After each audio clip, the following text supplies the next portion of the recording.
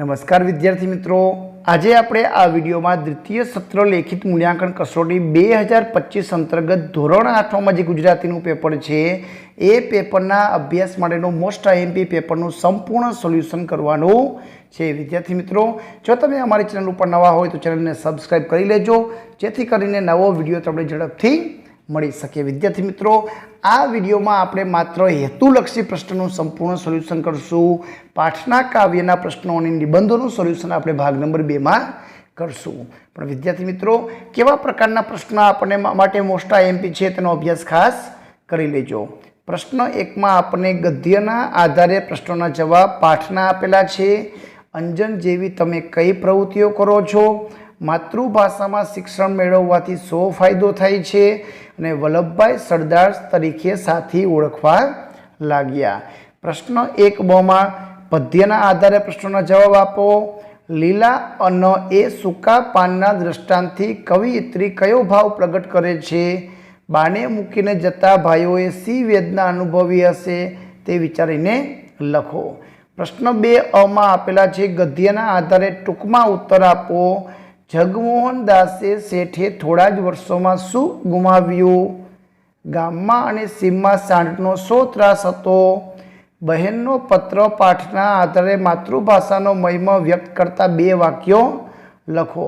નવા વર્ષે લીધેલા સંકલ્પો ટકી રહે છે ખરા? શા માટે? તો વિદ્યાર્થી મિત્રો, અહીં આપણને પ્રશ્નો આપેલા છે. પ્રશ્ન 1 અને પ્રશ્ન 2માં કાવ્ય અને પાઠના પ્રશ્નોનું સોલ્યુશન ભાગ નંબર 2માં કરશું. પ્રશ્ન નંબર 3માં આપેલું છે. પાઠ્યપુસ્તકના આધારે કાવ્ય પંક્તિ પૂર્ણ કરો. આવનારી સૌથી શરૂ કરીને માત કરીએ તો આવનારી સૌ ખુશીની વાત કરીએ, એક નવી શરૂઆતની શરૂઆત કરીએ.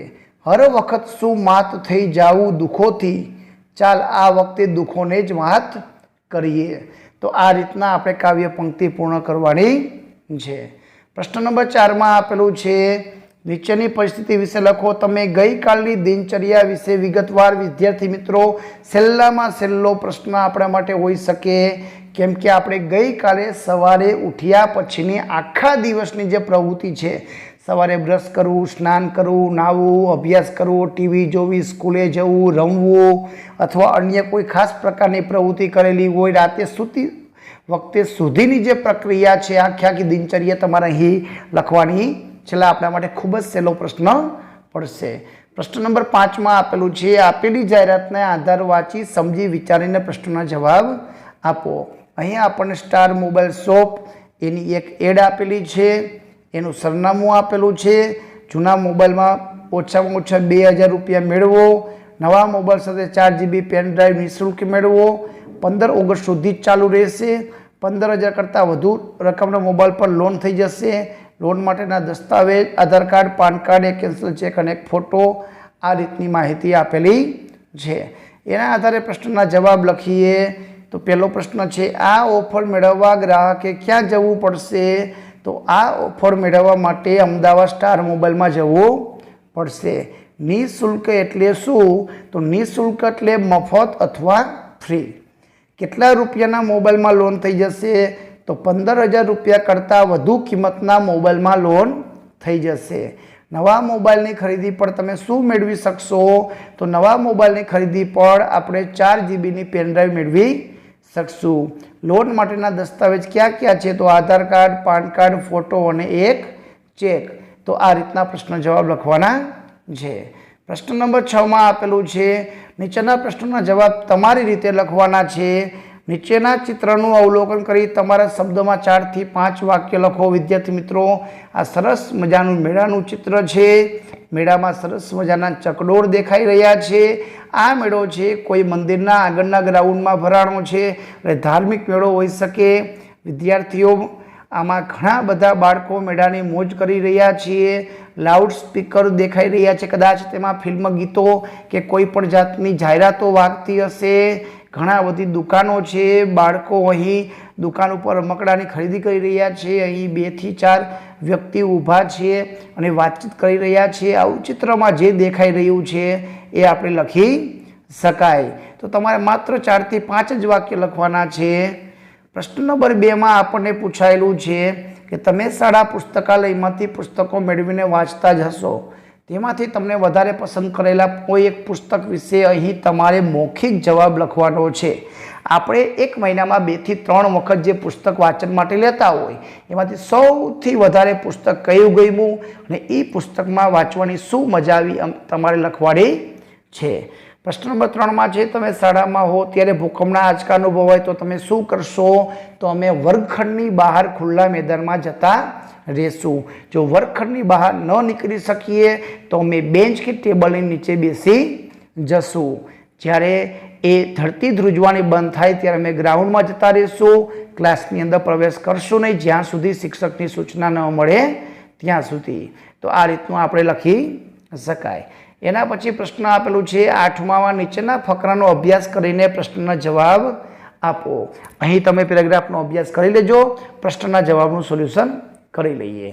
કચ્છમાં કેટલા રણ છે? ક્યાં ક્યાં? તો કચ્છમાં 2 રણ છે, એક કચ્છનું નાનું રણ અને એક કચ્છનું મોટું રણ.